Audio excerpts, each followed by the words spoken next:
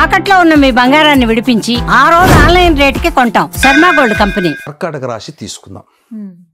కర్కాటక రాశిలో అష్టమ స్థానంలో గ్రహణం ఏర్పడుతుంది. నిజంగా కొంత దోషం, కొంత చాలా మటుకు చెప్పబడినటువంటి పూర్తి చెడు అయినటువంటి రాశి ఏంటంటే కర్కాటక రాశిలో పుట్టినటువంటి వాళ్ళకి. మరి కర్కాటక రాశి మొత్తానికి ఇలాగే చెడు ఉంటుందానంటే వాస్తవంలో ప్రాక్టికల్గా అలా ఉండదు. కారణం తెలియచేస్తాను. వీక్షించేటువంటి ప్రేక్షకులు కూడా చాలా జాగ్రత్తగా వినండి. కర్కాటక రాశిలో జన్మించిన వ్యక్తి మేష, వృషభ, కన్య, ధనుర్లగ్నంలో గనక పుడితే 25% మాత్రమే దోషాన్ని పొందగలుగుతాడు. 75% యోగం అవుతుంది. ఎందుకు?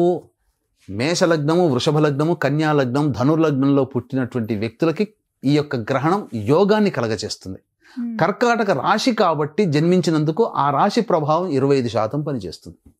కాబట్టి ఈ చెప్పినటువంటి మేష, వృషభ, కన్య, ధనుర్ లగ్నంలో పుట్టిన కర్కాటక రాశి జాతకులు భయపడాల్సిన పని లేదు.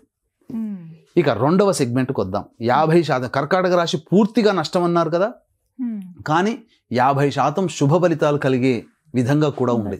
ఏంటనంటే మిథున లగ్నము, సింహ లగ్నము, తులా లగ్నము, మకర లగ్నంలో జన్మించిన వ్యక్తులు కర్కాటక రాశిలో గనక జన్మిస్తే వాళ్ళకి ప్రధానంగా 50% శుభ ఫలితాలు ఉంటాయి. ఇప్పుడు మన శాస్త్రంలో చెప్పుకున్నాం కదా, అసలు కర్కాటక రాశి పూర్తిగా అశుభం అండి అని అన్నారు కదా. ఎలాంటి లగ్నంలో పుట్టినటువంటి వాళ్ళకంటే కర్కాటక రాశిలో జన్మించిన వ్యక్తి మళ్ళీ అదే కర్కాటక లగ్నంలో కానీ, వృశ్చిక లగ్నంలో కానీ, కుంభ లగ్నంలో కానీ, మీన లగ్నంలో కానీ పుట్టి కర్కాటక రాశి అయితే అది సంపూర్ణముగా దోషము. అటువంటి వాళ్ళకి మాత్రమే శాస్త్రంలో చెప్పబడిన 100% అశుభ ఫలితాలు అనేటువంటివి కలుగుతాయి. ఇది కర్కాటక రాశి వారికి సంబంధించిన సెగ్మెంట్. గురుగారు, మరి ప్రభావాల గురించి మాట్లాడదాం. గ్రహణం తర్వాత ముందుగా ఎలాంటి సమస్యలు వస్తాయండి? ఆ సమస్యలు వస్తే ఇది ఖచ్చితంగా గ్రహణ ప్రభావమే అని తెలుసుకోవచ్చా? తప్పకుండా. కర్కాటక రాశి వారికి అష్టమ స్థానంలో శని కూడా వక్రీకరించి అష్టమ ఫలితాలని, గ్రహణం కూడా అష్టమ రాశిలో ఏర్పడుతుంది. ముఖ్యంగా అష్టమం అంటే ఏంటి? నష్టము, ఆరోగ్యము, ఆరోగ్య భంగము, ఏదైనా నష్టం కావచ్చు. అనుకున్న పని పూర్తిగా డిలే అవుతుంది, బ్రేక్ అయిపోతుంది. సింహరాశి అని అన్నప్పుడు ఏంటంటే సప్తమ స్థానం అంటే దాంపత్య విభేదాలు కానీ, ఎవరితో కలిసి వ్యాపారం చేస్తుంటామో వాళ్ళతో విభేదాలు కానీ, ఎవరితో కలిసి పని చేస్తుంటామో వాళ్ళతో విభేదాలు కానీ, ఎవరితోనైనా కానీ మనకు అనవసరమైనటువంటి విభేదాలు అనేటువంటివి కలుగుతాయి. ఇది సింహరాశిలో జన్మించినటువంటి వ్యక్తి వలన కలిగేటువంటిది. ఇక ప్రధానంగా కన్యా రాశిలో జన్మించిన వాళ్ళకి అద్భుతాలు అన్నారు. కానీ ఈ కన్యా రాశిలో కూడా కొన్ని కర్కాటక చెప్పినటువంటి లగ్నాల్లో పుట్టినటువంటి వ్యక్తులు ఉంటారు కదమ్మా, వాళ్ళకి సంబంధించిన నష్టాలు కూడా ఉంటాయి. బాగుందన్న చోట నష్టాలు, నష్టాలన్న చోట బాగుంటుంది. ఇది ఎలా అవుతుంది అంటే శాస్త్రాన్ని సవివరంగా తెలుసుకోలేని అజ్ఞానం వల్ల ఇది కలుగుతుంది. కాబట్టి సర్వే సర్వత్రా ఎటువంటి అశుభ ఫలితాలు కలుగుతాయి అని అంటే ముఖ్యంగా ధన నష్టము, వ్యాపార నష్టము, ఉద్యోగములు తొలగిపోవడము, అలాగే విద్య యందు సరిగ్గా ముందు అనుకోకపోవడం, విదేశీ యానం, విదేశీ విద్య అన్ని శాంక్షన్ అవుతాయి, మళ్ళీ లాస్ట్ టైంలో బ్రేకప్ అవుతాయి. అలాగే పెళ్లి సంబంధాలు, ఇలా ఒకటా రెండా మానవుడు ఏది అనుకుంటే అది సంతోషపడతాడో ఆ సంతోషం ఆవిరైపోతుంది. ఇలా ప్రతిదీ కూడా ఆ విధమైనటువంటి ఇబ్బందులు అనేటువంటివి ఉంటాయి. అది దాదాపుగా కార్తీక మాసం మొత్తం వరకు కూడా దీని ప్రభావం కనబడుతుంది. కార్తీక మాసం అయ్యేంత వరకు కూడా దీని ప్రభావం ఉంటుందని చెప్పవచ్చు. మరి ఎలాంటి పరిహారాలు చేసుకుంటే మంచిదంటారు గురువు గారు? ప్రతి వ్యక్తికి కూడాను ఏ సమస్యకైనా 2 రకాల పరిష్కార మార్గాలు అనేటువంటివి ఉంటాయమ్మా. అది మనకు ఆరోగ్యం రీత్యా అనుకున్నప్పుడు మనం చేసుకునే పరిహారాలు, వైద్యుని సంప్రదించే పరిహారాలు ఉంటాయి. అలాగే జాతకరీత్యా వచ్చేటువంటి పరిహారాలకి మనం చేసుకునే పరిహారాలు, బ్రాహ్మణుల ద్వారా దైవ పరిష్కార మార్గాలు అనేటువంటివి.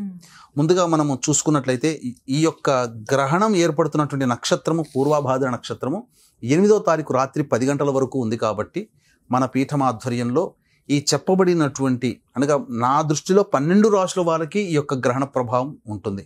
శాస్త్రం మనం చూసుకున్నట్లయితే ఈ యొక్క మిథున, కర్కాటక, సింహ, తుల, మకర, కుంభ, మీన రాశుల్లో జన్మించినటువంటి వాళ్ళకి సంపూర్ణముగా అశుభ ఫలితాలుగా చెప్పబడింది. కాబట్టి ఎవరైనా కానీ ఈ సంబంధించినటువంటి సాయంత్రం 8వ తారీఖు సాయంత్రం 6 గంటలకి గ్రహణ దోష నివారణ పూజలు, హోమాలు ప్రారంభమవుతాయి. ఈ కార్యక్రమంలో నమోదు చేసుకున్న వాళ్ళకి శక్తిపాతము చేయబడినటువంటి కరుంగలి మాల ఇవ్వడం జరుగుతుంది. వీటికి సంబంధించి కేవలం 108 మందికి మాత్రమే అవకాశం ఉంటుంది. కాబట్టి 8వ తారీఖు సాయంత్రం 5 గంటల లోపల నమోదు చేసుకోవచ్చు. ఇక మానవ పరిష్కారం అంటే మనిషి తనకు తానుగా చేసుకునేటువంటి పరిహారం అంటే చెప్పబడినటువంటి గ్రహణ పట్టు 9:57 విడుపు 1:27 మధ్యరాత్రి. ఆ సమయంలో ఇష్టదేవత, కులదేవత, ఏదైనా గురువుగారు ఇచ్చిన మంత్రోపదేశం ఏదైనా కానీ ఆ 3 గంటల 10 నిమిషాల పాటు మంత్రోపదేశం అదంతా కూడా పురస్చరణ చేసుకోవాలి.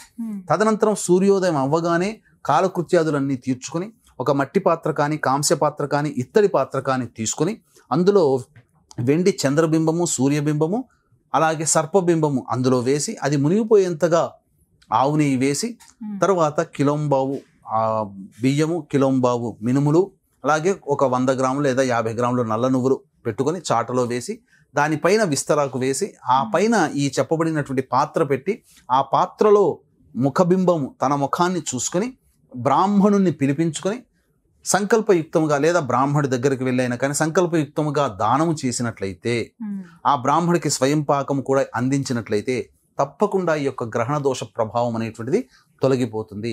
ఈ సోకాళ్ళు చెప్పినటువంటి రాశుల్లో జన్మించినటువంటి వాళ్ళకి చెప్పినటువంటి విధంగా గ్రహణ దోషం వలన ఎలా ఎదుర్కొంటాం, ఎలా తెలుసుకుంటామంటే అనుకున్న పనులు అనేటువంటివి జరగకపోవడం, అదే ప్రధానంగా. ప్రతి పనులలో ఇబ్బందులు ఎదుర్కోవడము, నష్టాలు రావడము, సమస్యలు రావడం, ఈ చేసుకున్నందువల్ల మనకు ఆ సమస్యలు, కష్టాలు, నష్టాలు కలగకుండా మనల్ని తప్పించుకొని వెళ్ళిపోతాయి. ఇదే ఇబ్బందులు పక్కవాడికి వస్తే విలవిలలాడిపోతాడు. ఆ రోజు తెలుసుకుంటాడు, మనం ఆ రోజు ఈ చంద్రగ్రహణ దోష నివారణ చేసుకున్నాం కాబట్టి మనకు ఇబ్బందులు మనల్ని బాధించలేదు. అలా ఎప్పుడు తెలుస్తుందంటే అనుభవిస్తే తప్ప తెలియని పరిస్థితి. కాబట్టి అవకాశం ఉంటే ఈ పరిహారంతో పాటుగా మన పీఠం ఆధ్వర్యంలో చేసే దాంట్లో చేసుకోవచ్చు, లేదా మీకు దగ్గరలో చుట్టుపక్కల ఎక్కడ ఈ దైవ పరిహారం, మంత్ర పరిహారం చేసుకుంటే అక్కడైనా కానీ మీరు చేసుకోవచ్చు. చక్కగా వివరించారండి. ధన్యవాదాలు గురుగారు. సర్వం శ్రీ ఉమామహేశ్వర పరబ్రహ్మార్పణమస్తు.